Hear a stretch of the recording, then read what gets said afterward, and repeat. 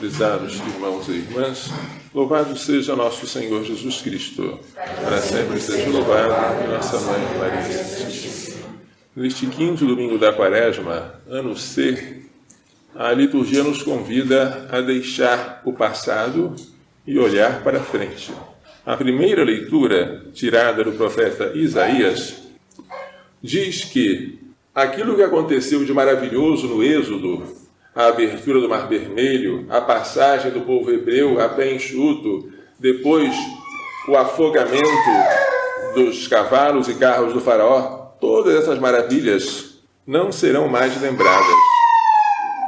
Não relembreis coisas passadas, não olheis para fatos antigos. Por quê? Eis que eu farei coisas novas. Já estão surgindo. Acaso não as reconheceis?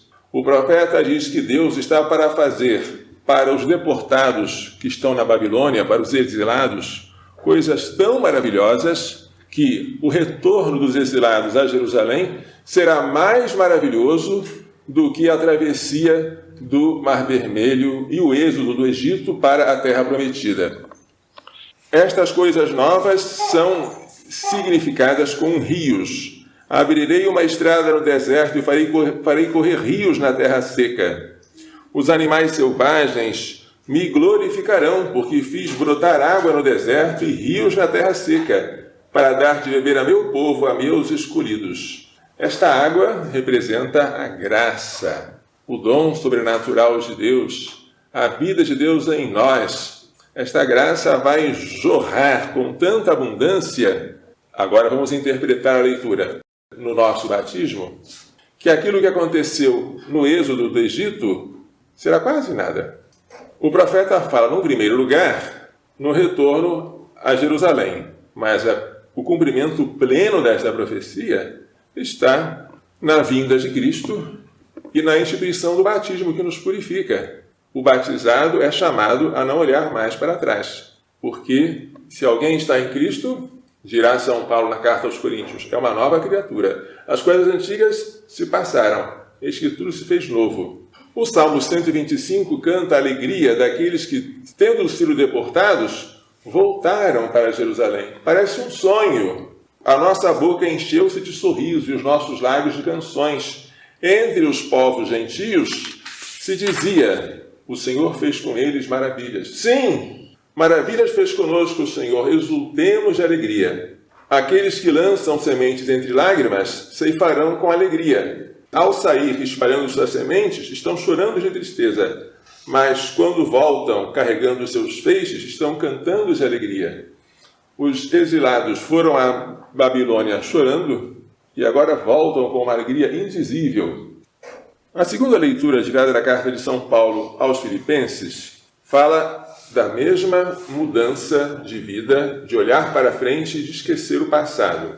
São Paulo tinha um passado glorioso. Ele era fariseu, filho de fariseu, ele era zeloso pela lei, havia sido educado aos pés do grande mestre Gamaliel, ele tinha prestígio junto aos membros do Sinédrio, ele, no seu zelo de jovem, quis que permitissem que ele fosse a Damasco para aprisionar homens e mulheres que seguissem aquele caminho estranho de um certo Jesus Cristo. Ele havia concordado com o apedrejamento de Estevão, mas tudo aquilo que seria glorioso para ele, ele considerou como lixo, como perda, diante da vantagem de ganhar Cristo e ser encontrado unido a ele. Não com a minha justiça provinda da lei, mas com a justiça que veio da fé em Jesus Cristo. Esta justiça vem de Deus, na base da fé. Conhecer a Cristo, experimentar a força da sua ressurreição, ficar em comunhão com os seus sofrimentos, tornar-me semelhante a ele na sua morte. São Paulo escreve preso, para ver se alcanço a ressurreição dentre os mortos. Não que já tenha recebido tudo isso, ou que eu já seja perfeito. São Paulo sabe que tem muito ainda a progredir, mas corro para alcançá-lo, visto que já fui alcançado por Jesus Cristo. Quando é que São Paulo foi alcançado?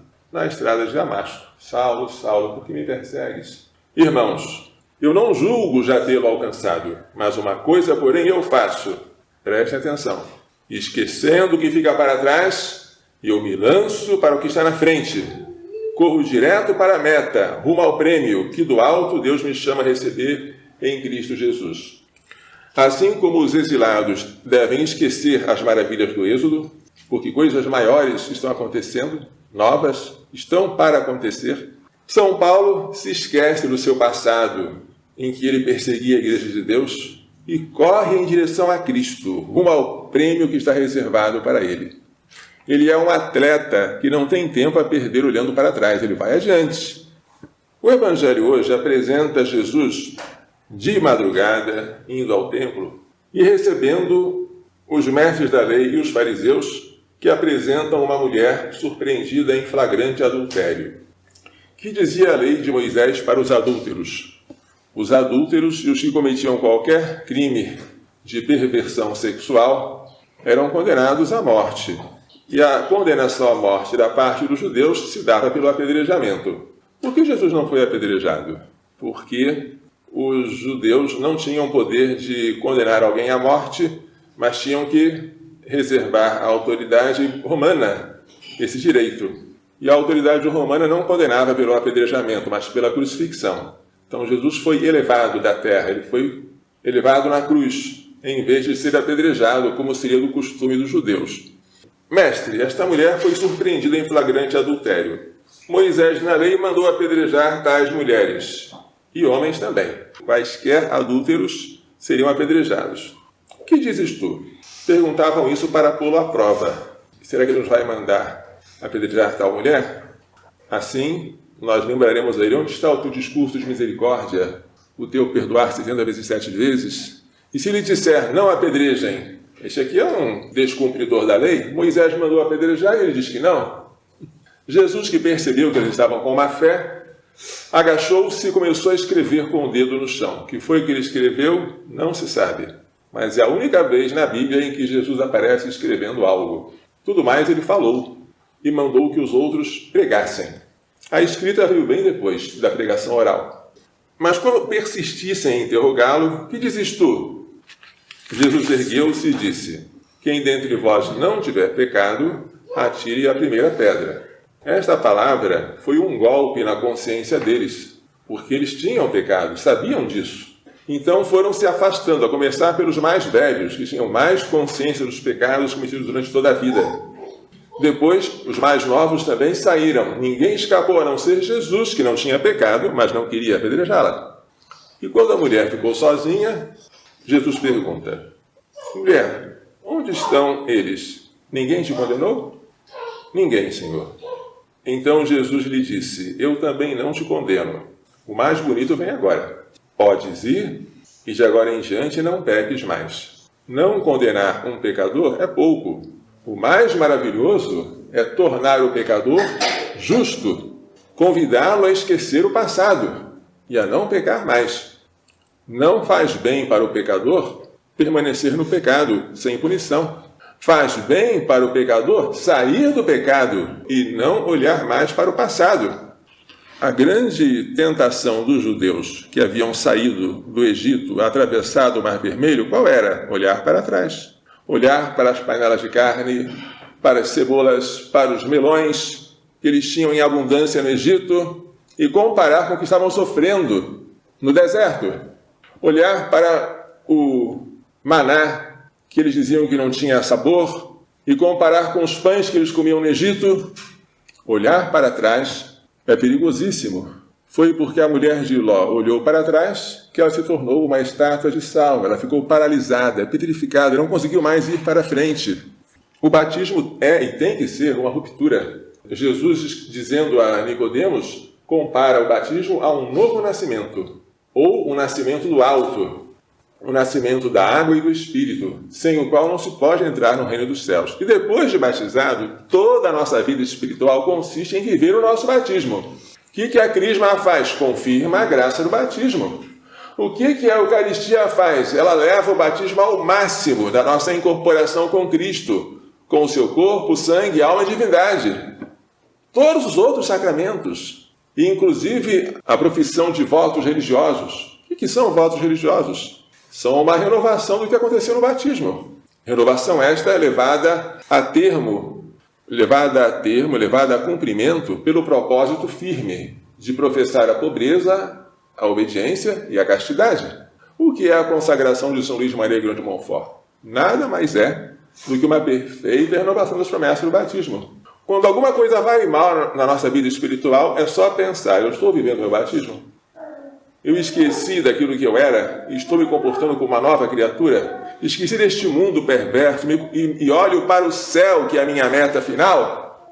Esqueço as vaidades daqui e penso naquilo que não se vê, mas que é eterno? É isso que nos vai salvar. Corações ao alto, diz o padre, quando vai iniciar o prefácio. E o povo responde: o nosso coração está em Deus, tem que estar em Deus, porque o povo está começando a entrar na liturgia eucarística. Então ele tem que esquecer as coisas deste mundo para pensar em Deus. Depois o povo vai, se estiver bem preparado, entrar em comunhão com Cristo na Eucaristia, e o sacramento da comunhão exige que os seus corações sejam elevados ao céu. Vamos pedir àquela mulher vestida de sol, que está no céu, gloriosa, e ao seu castíssimo esposo São José, que nos façam esquecer o nosso passado, qualquer que ele seja, e correr para a meta que nos é proposta, aguentando, suportando com alegria todos os sofrimentos que nos forem propostos por Deus, porque nada será desperdiçado. Louvado seja nosso Senhor Jesus Cristo. Para sempre seja louvado, e nossa Mãe Maria Santíssima.